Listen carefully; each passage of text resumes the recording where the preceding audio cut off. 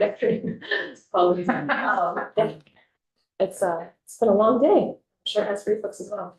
My name is Jill Remick. I'm the Director of Property Valuation and Review at the Tax Department. And I'm here today in my capacity as a member of the Current Use Advisory Board. To give you folks sort of an overview of that particular board and their role in the context of the current use program. Right, it's better than.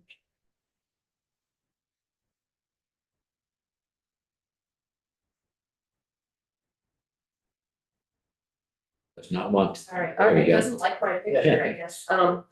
So the Current Use Advisory Board is a statutory construct. It's very specific and prescriptive about who's on it and their role.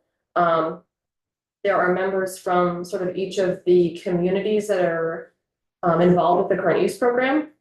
And they are appointed by the governor. So we had for 30 years, I think we had the same Current Use Advisory Board chair, John McLean, who was a forester.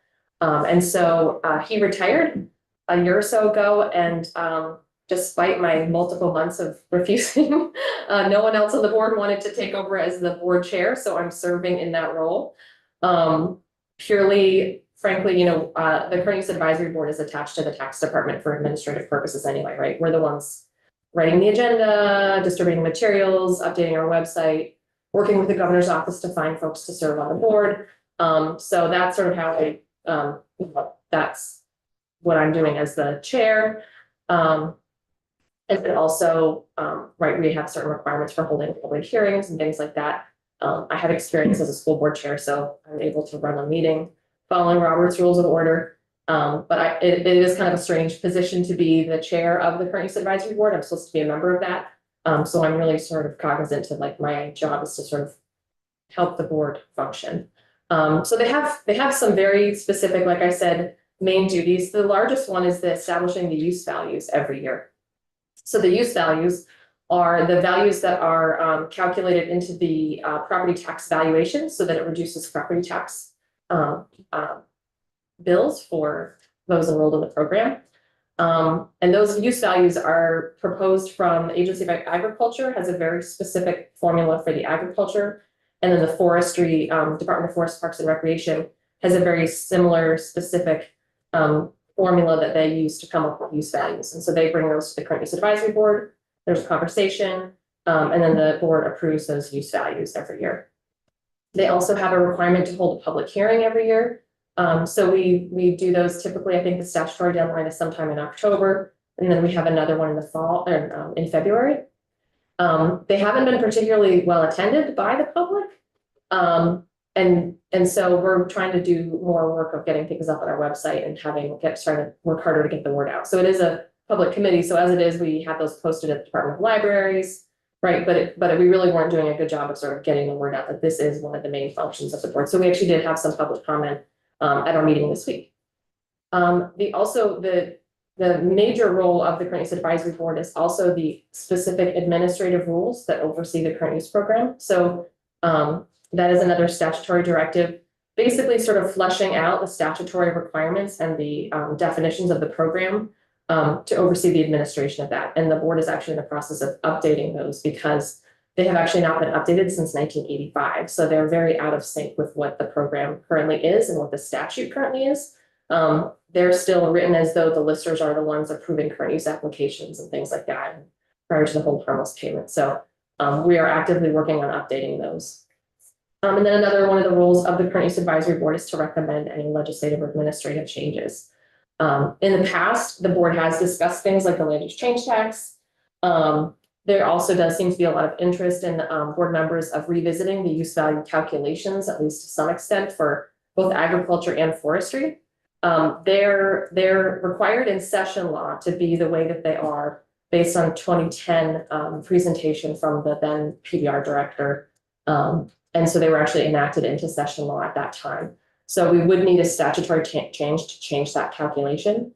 But the two things that I certainly would defer to my colleagues at Agriculture or FPR, but there are just about certain factors that are baked into that might need updating. So in the agriculture, it's rental rates. And is that really, the most useful factor to sort of get at the cost of farming or the value of that land?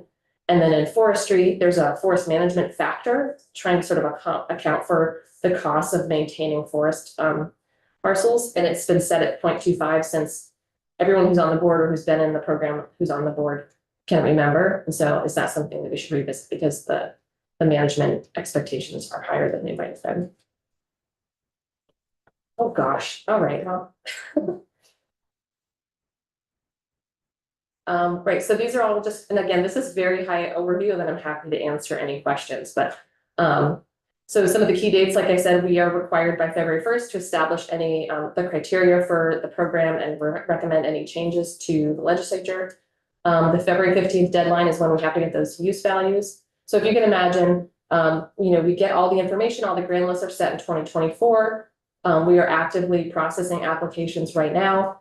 The listers and the towns need to know what the use values are for property tax billing. So certainly no later than July, when tax bills start to go out, but they need them actually beforehand because we are actually in the process of processing applications, approving applications, and then our software then sort of calculates what the actual exemption is, so that we can do that work now. So we can't really start completing applications entirely and putting them into a billing system without this figure. So that's why we need it before June or July. And it does make sense from a timing perspective for the data that's used for it. And then, yes, we are to have a public hearing by October 15th every year. Like I said, we haven't had a lot of public hearing attendees in the past, but honestly, as soon as I put that up on the website for this most recent one, we did have folks asking about it. So maybe folks have like a Google search or something. So we will definitely try harder to get the word out for that. Is the February 15th is Saturday, tomorrow. Right. Is that already? Oh, yes, thank you for reminding me. So the board met Wednesday, which was the 12th, I think. And set the use values on Wednesday. So we made sure we met before that. Yeah, we actually had a really good meeting on Wednesday, and we are recording them and putting them up online too, and all the materials. So if people want to see what we covered, we typically have updates from each of the different agencies. And then this one was definitely a huge amount of time dedicated to the use values and walking through those. And then also talking through with the board about the next steps for the administrative rulemaking process, which is significant, but we think we're getting close to having a draft ready to kick off that, which will require us a lot more like direct output, like public hearings, public comment periods, things like that. It'll go before the legislative committee on administrative rules, and so on. So that, and we'll have to be like advertising in newspapers. There's all sorts of steps you have to take to go through the administrative rulemaking process that we're very close to being able to kick off. So I don't know if this shows up the same on yours. So this is our current makeup. So the seat description are directly from the statute that we need to have representation from agriculture, local government, forestry, listing and appraising, and municipal official. There's also designees for the tax department, secretary of agriculture, and forest parks and recreation. And then my position, director PBR, is in addition to the commissioner of taxes one, so I'm on there as well. So we just re-upped a whole bunch of folks for the 3-year terms with the governor's office. So it looks like for next year, we'll have to re-up one of our forestry members and both our forestry members. Yeah, so those are the members, and I do have a email list. If anyone ever wants to reach out to any of them, I can share contact information. There is also a statutory requirement that the makeup of the board does not have more than 50% of the members with land in the program. So a lot of these folks, but not all, right, have land in the program as well. And they always disclose that at the beginning of the meeting. And that is one of the few parameters, is that we can't have the entire board made up of people who are enrolled in the program. So we have to make sure of that as well. And it's tough because people who are engaged in this and who are, actively, conducting the work of agriculture and forestry may very well be in the program. But so far we've been able to keep that. Are the agriculture seats there, are they supposed to be actively farming? Yeah, so what does it say about those two? Yes, I'm sorry. They are both active farmers. Ted Foster just recently has retired, but he has been a long time farmer in Vermont and does still have land in the program.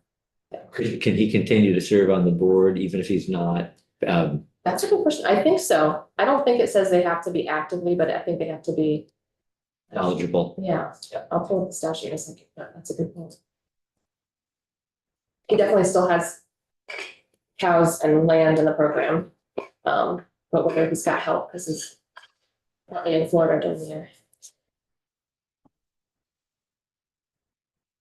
All right, and again, I don't know if this looks, okay, good. My screen's a little different looking. So, right, so the board has the sort of three main functions. They definitely are not directing how we administer the program. They're not directing, they're not getting into like our spending or anything like that. We are part of the tax department for that purpose. But this key role of setting these use values is really important. And so, like I said, we just did that on Wednesday. And so just for context, so it's cut off on my screen, but so the agriculture figure keeps sort of creeping up each year. The forest does as well, but agriculture has really ticked up a lot in the last few years. And baked into the formula is I think it's a 5-year sort of smoothing out of the data to keep it from being very high swings. But you can sort of see over time, right? It's continued to kind of tick up for agriculture. Forest greater than 1 acre, a little bit slower pace, certainly. And then forestry, not ticking up at the same rate, but agriculture because of that rental rate. And so what this means is the value per acre for agriculture land, the property savings reduce when this number gets higher. Because it's basically like the value is being replaced with this number. So if that number goes up, then they still are paying more on their property taxes than they were last year and the year before that and the year before that, all other things being equal.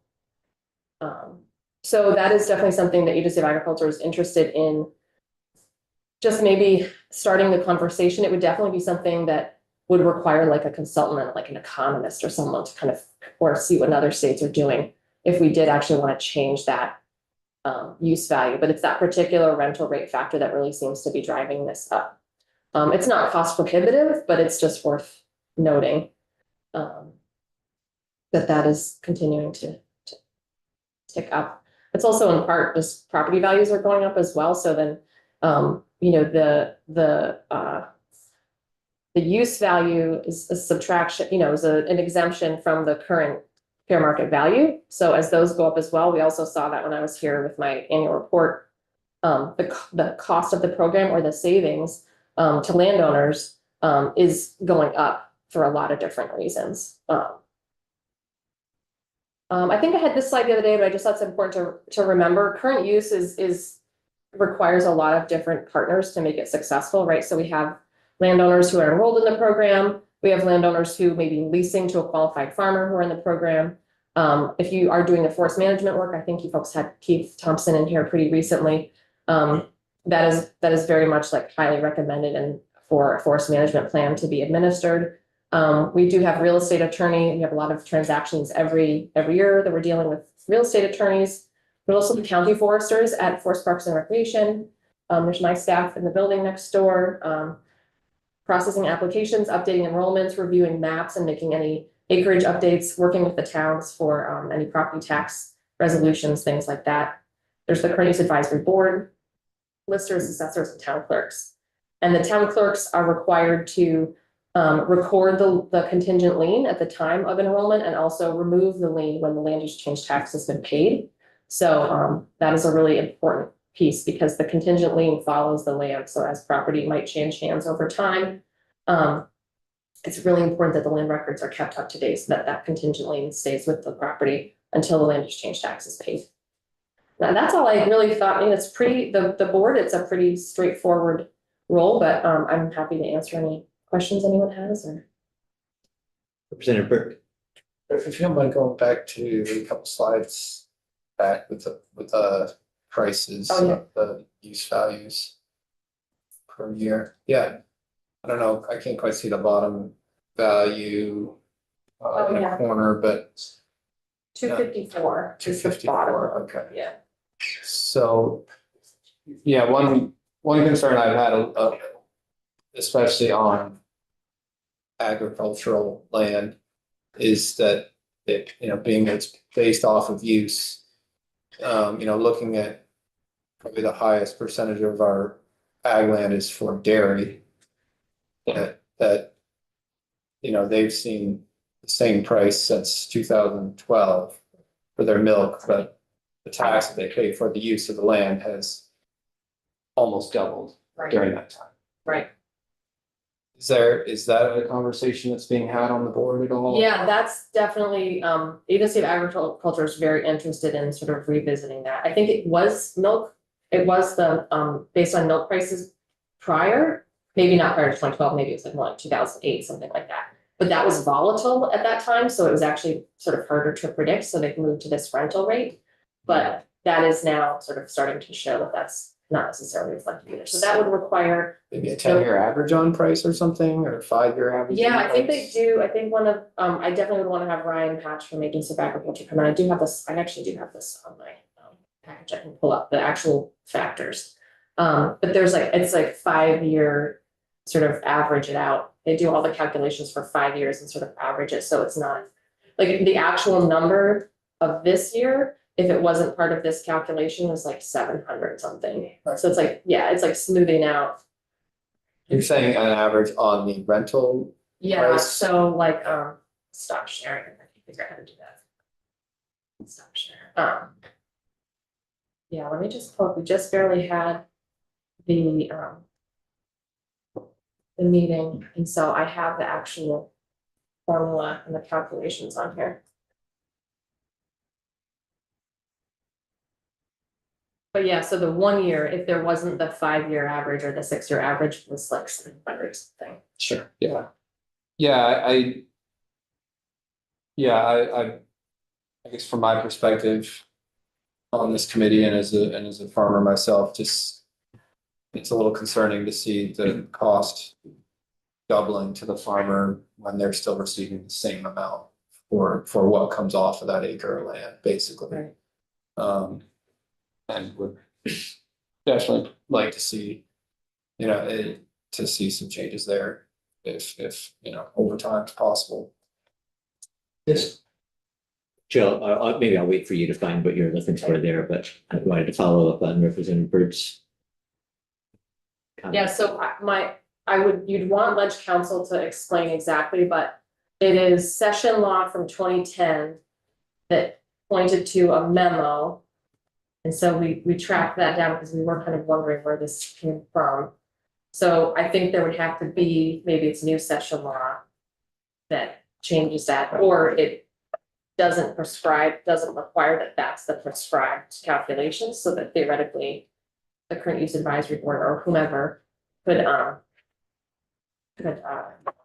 have more flexibility or, you know. We could either, one of the key roles that you had up in the beginning was recommend legislative changes, so. Right. The legislature could, you could recommend something, but we could also act without Yes. the recommendation. So, yeah, we concluded the current use advisory board meeting the other day, having exactly that conversation, like what are the next steps? Would we actually say, this is what we think it should be? And both forestry members on the board and agriculture said, we really do need to look at these, but we should not do this in isolation. The first step would probably be asking the legislature, or I don't know if it's appropriate for joint fiscal office or like a consultant or something, but to have like an actual entity who does this sort of calculation using the right economic factors to recommend.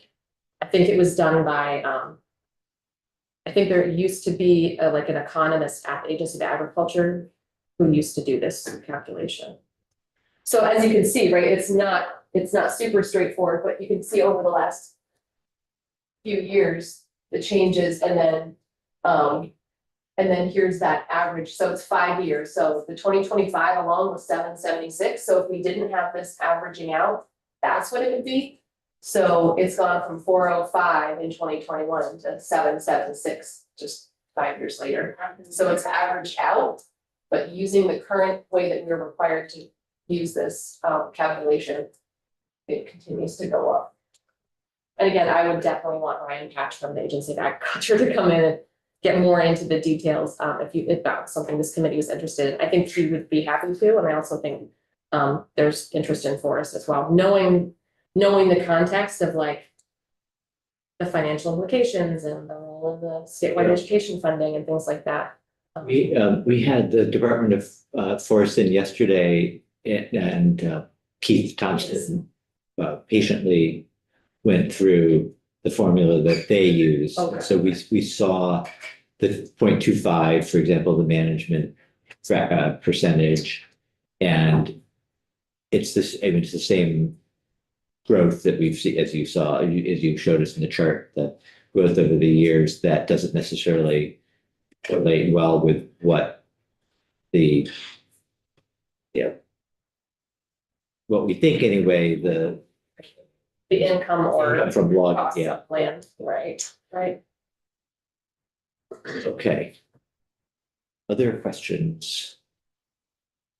And also just knowing the caveat that there's definitely some wariness about opening up things like this that could sort of Yeah, start to open a can of worms. We definitely don't want to sort of disturb the program and lose anything.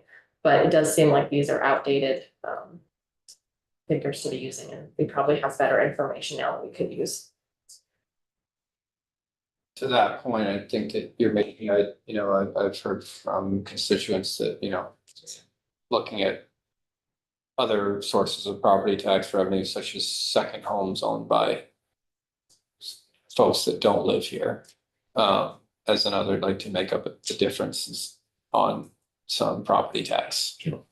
As a possibility. I mean, that's a whole other discussion, but I think, there are opportunities in other directions. that particular, suggestion I've heard more than once. Ways and Means is digging into as part of their comprehensive look at the education fund, and how much more revenue might be potentially available from second homes, vacation homes, Right. that are not necessarily even second homes, but are vacation homes. So I'm just pulling up real quick. We did a report that we submitted in December. It's brief. It was a follow-up to the Reserve Forest Land Act in 2022, and asked us to come back if there were recommendations for any changes to use value, which we did not make any recommendations at the time. The Current Use Advisory Board also did not want to add new use value categories. I think Keith might have mentioned that too. There used to be, I think, 9.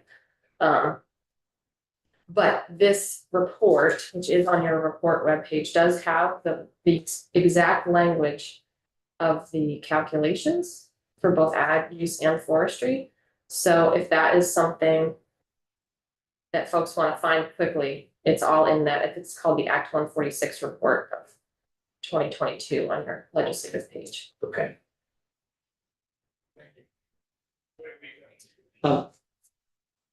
I don't remember whether we talked about this when you were here last time, but does the department have data that compares conserved land with land that's enrolled in the program? So land that's been permanently conserved that has an easement on it. What we would have for data is land that's in the conservation category under their forest enrollment. We would have that captured. Right, because that's part of when they apply and they enroll and they're having their property treated as part of the forest management. That new category. Well, there is also a conservation subcategory in the forest category. There's not for agriculture. So that could tell you what land is conservation land that's enrolled in the program. We have that. I'm sure there probably is an agency that does have the statewide picture, I can imagine. But it's not, you have the data on who's enrolled and current use and pairing it with some other data, any other set of data. We don't have necessarily. Right, we'd only have the data for the ones that are enrolled. Yeah. Which there is a fair amount, for sure. Part of my role as PBR director is to approve like applications for that treatment for purposes of the program under Title 10. So we do see those come across our desk a lot. There's a lot of folks putting farmland into trusts and things like that, like the land trust and things like that, and that does have in the deed breaking out conservation and things like that, but it wouldn't have I don't know, I think it would probably be a pretty significant overlap, but it wouldn't be like the real statewide picture. But I bet somebody has that, or we can ask VCGI if they can help us try to map that out, since they've been really helpful with some of the other maps. They have really good data on all parcels, not just current use parcels. Other questions? All right. Okay. Yeah, Let me know if you need. thanks for the overview. Sure thing.